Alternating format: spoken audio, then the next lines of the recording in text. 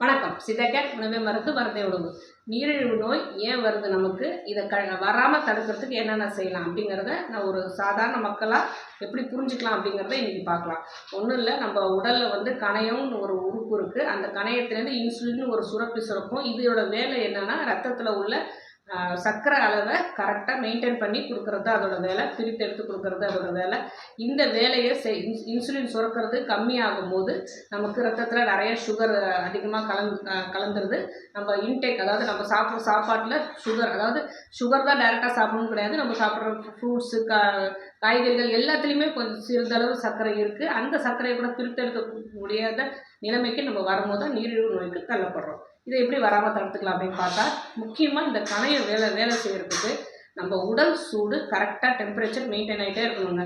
இந்த உடல் சூடு நல்ல சூடாக இருக்கும்போது கரெக்டாக ஏற்ற இறக்கம் இருக்கும்போது நம்ம இருக்கிற சூழ்நிலையும் சரி, ஏர் பொல்யூஷனும் சரி, வாட்டர் பொல்யூஷன், இதெல்லாம் என்விரான்மெண்டலில் உள்ள அவ்வளோ பிரச்சனைகளும் சேர்ந்து நம்ம சாப்பிட்ற சாப்பாடும் நல்லா உப்பு புளி காரம் அதிகமாக சாப்பிடும்போது, ஜங்க் ஃபுட்ஸ் அதிகமாக சாப்பிடும்போது, உடல் உஷ்ணம் அதிகமாக ஆகும்போது உள்ளார உள்ள இன்னர் ஆர்கன்ஸ் எல்லாமே அதிகமான சூட்டில் இருக்கும் போது இந்த கணையம் வேலை செய்கிறது தடைப்படும், இன்சுலினும் சுரக்காது. ஸோ என்ன பண்ணலாம் அப்படின்னா, உடல் சூட்டை குறைக்கணும். உடல் சூடுன்னு சொல்லிகிட்டே இருக்கும்போது என்ன பண்ணால் இந்த உடல் சூடு குறையும் அப்படின்னா, முக்கியமான விஷயங்க, வாரத்துக்கு ஒரு முறை இல்லை 2 முறையாவது நல்லெண்ணெய் தேய்ச்சி குளிச்சுட்டே வரணும். இந்த நல்லெண்ணெய் தேய்ச்சி குளிக்கும் போது ஒரு சிலருக்கு சளி பிடிக்கும்னு நினச்சிங்கன்னா நீங்கள் சித்த மருத்துவர் அணுகி அதுக்கேற்ற தைலங்கள்லாம் இருக்குது. ஆனால் கண்டிப்பாக தலைக்கு குளிக்கிறது ரொம்ப நல்லது. அதேமாதிரி சாப்பாட்டில் விளக்கெண்ணெய் நிறையவே சேர்த்துக்கணும். விளக்கெண்ணெய் எவ்வளோ கஷ்டப்பட்டு தயார் பண்ணுறாங்கிறத இன்னொரு வீடியோ பார்க்கலாம். அது விளக்கெண்ணெய், சுத்தமான விளக்கெண்ணெய் கிடைக்கும் போது அது வந்து நம்ம சாப்பிட்ற சாப்பாட்டில் உள்ள உஷ்ணத்தை, அந்த இப்போ புளி நிறையா போட்டு சமைக்கிறோம்னு வச்சுக்கோங்களேன், ஒரு குழம்போ செய்கிறோம், வேறு சாம்பாரோ பண்ணுறோம், அந்த விளக்கெண்ணெய் ஊற்றி ஒரு ஸ்பூன் போட்டு தாளிக்கும் போது அந்த அந்த குழம்புல இருக்கிற சூடு, அந்த புளியால் ஏற்படுற சூட்டை வந்து பேலன்ஸ் பண்ணி கொடுக்குறது இந்த விளக்கெண்ணெய். அடுத்தது மருதாணி நம்ம வச்சுக்கிட்டே இருந்தோம் அப்படின்னா உடல் சூடு குறையும்.